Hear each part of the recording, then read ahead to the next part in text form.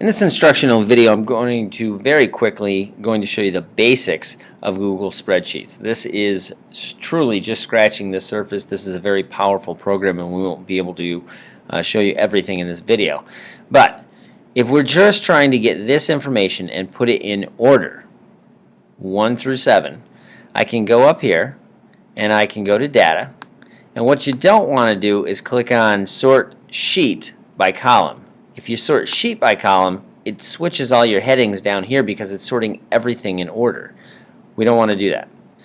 What I wanted to do is go to Data and sort the range, meaning what I have highlighted, A to Z. So I do that. It just changes that. It's perfect. You may also want to protect this top row, just if you need to scroll down. If this was long and you had more than 21 cells, you'd want to be able to read what your headings are for each column. What you can do is you can go to View, Frozen Rows, and you're going to freeze row 1. Basically, no matter what you do, row 1 stays there. So you can change the rest of the stuff all you want. This will always be visible at the top of your spreadsheet. And so that's a pretty valuable thing. Another thing I wanted to show you, if you highlight all these numbers, look down in the corner. The sum, if you added all those numbers up, equals 71. The average is 3.9444. The minimum is 1. The maximum, the highest number I have is 7. There's 18 numbers in total. This is awesome. So this is just a glance at what you've got in your spreadsheet. Up here, you can get into functions. And so let's say I click right here, I go up to my function, and I want to know what is the average.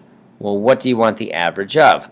I want the average for all of this stuff. So I just highlight it. It automatically fills in the range here. And I press the return or enter button on your keyboard.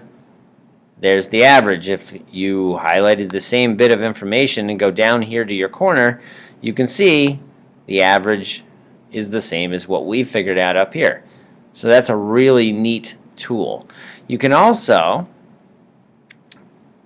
go to an entire column or bit of information, and you can filter that information. So we're going to create a filter view, or go to Data and Filter. I just want to filter it, a simple filter. On top, it gives you, do you want to not see any ones and not see any of the 5s? I want to see everything else. Click OK. It shows me everything except the ones that are number 1s and number 5s. And I must have unclicked number 6s as well. And so you can see all of that is there. If I check mark, put checks next to those numbers again, should all come back. Yep, now it's showing all of the numbers that were there initially. And so this is another very valuable tool to have when working with spreadsheets, something that most people will use pretty often. The last thing I wanted to show you, if I highlight all this information and go all the way up here to the charts, insert a chart, there's my chart. Is that what I want? Maybe, maybe not. I can click on these different examples. It will show me all sorts of different charts. I actually do want the first one. That is the recommended chart. I can switch rows, columns, use row 2 as the header, which I don't want to do. And so you can see I have lots of options here. Here's the chart view. I can change to all these different things.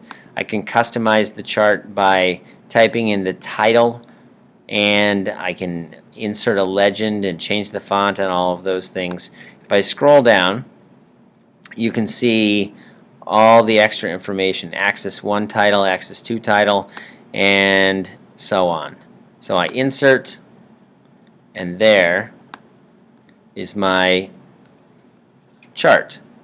I view mode and quick edit mode. I can change it here if I click on that. I can view it in different ways if I click on the view mode.